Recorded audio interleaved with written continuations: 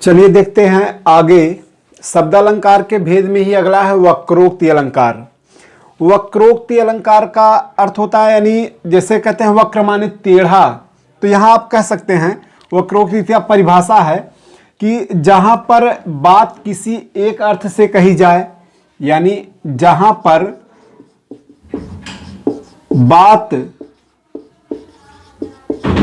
किसी एक अर्थ से कही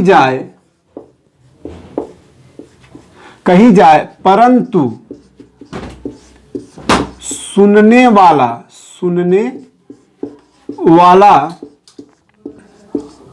उसका भिन्न अर्थ लगाए,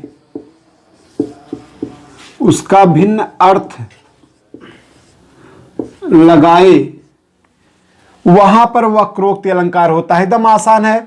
जैसे कहा कुछ जाए और सुनने वाला उसे अपनी तरीके से दूसरा कुछ समझ बैठे, तो वहां पर वक्रोक्ति अलंकार होता है। कैसे? जैसे एक उदाहरण देखिए, आप समझ जाएंगे। लिखा गया, कह रहे कि राधा ने कहा को तुम हो इत आए कहां। राधा ने कहा कि को तुम हो इत आए कहां। तब श्री कृष्ण कहते हैं राधा मैं घनश्याम।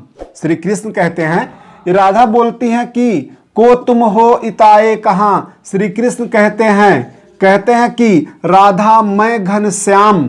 तो साधारण सी बात बोले, लेकिन उसका अन्य अर्थ, राधा उसका अन्य अर्थ लगा लेती हैं। क्या कहती है? घनश्याम हो तो कितहूं बरसो, अगर आप काले बादल हो तो कहीं और जाके बारिश करो, यहाँ क्या कर रहे हो। तो यानी कहा कुछ गया और समझा कुछ गया। जबकि घनश्याम यहाँ कहा गया श्री कृष्ण को, लेकिन घनश्याम का अर्थ राधा ने बादल समझ लिया। क्या समझ लिया?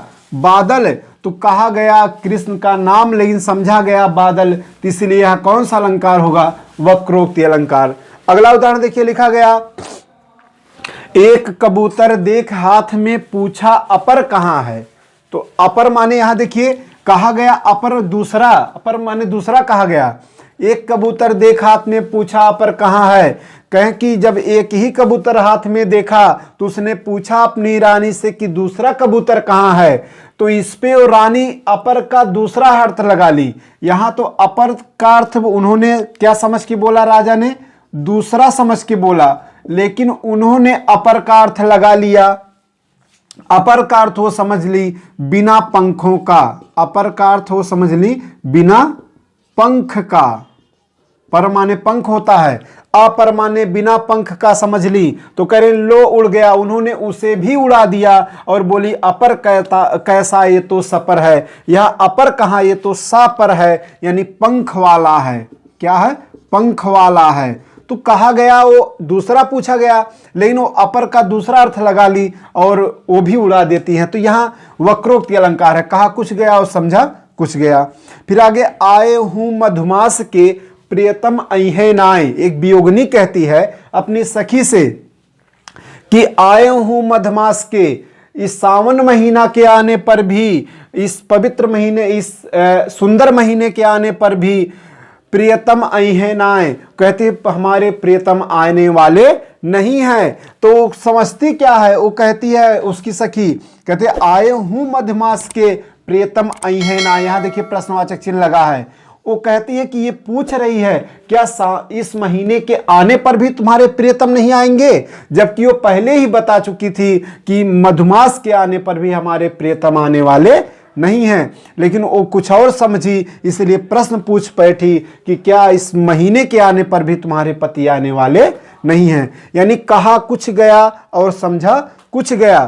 तो जहां पर वक्ता के बात का अन्य अर्थ सुनने वाला लगाए, वहां पर वक्रोक्ति अलंकार होता है। बस इतना याद रखिएगा। यह रहा आपका वक्रोक्ति अलंकार। जो भी इसमें ना समझ में आया हो आप कमेंट कीजिएगा, बताया जाएगा उसे। और अलंकार की अन्य वीडियो आपको अगर ना देखे हो तो पहले भी पढ़ाया जा चुका। शब्द अलंकार में अनुप्रास अलंकार, यमक अलंकार, श्लेष अलंकार, अगर आप ना देखे हैं तो प्लेलिस्ट में जाके देख सकते हैं, या फिर डिस्क्रिप्शन में लिंक आपको मिल जाएगा, वहां पे जाके देख सकते हैं।